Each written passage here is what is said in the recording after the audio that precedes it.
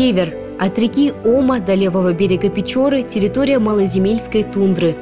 Южные ее границы проходят по рекам Цильма, приток Печоры, и Пеза, приток Мизени.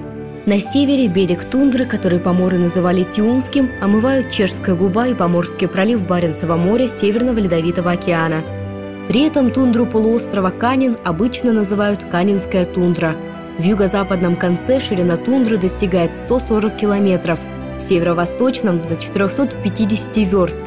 Длина от левого берега Печоры по южной границе Даумских озер доходит до 450 километров, а по северной и северо-восточной границе – до 620 километров.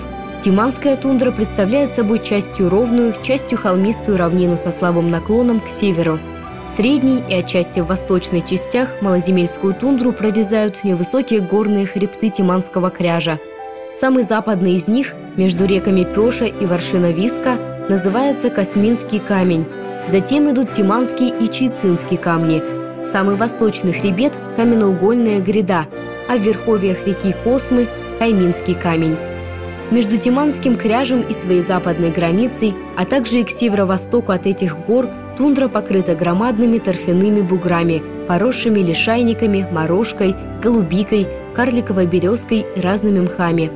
Многочисленные реки текут преимущественно в Северный Ледовитый океан – Ома, Снопа, Пеша, Волонга, Великая, Индиго, Вельта.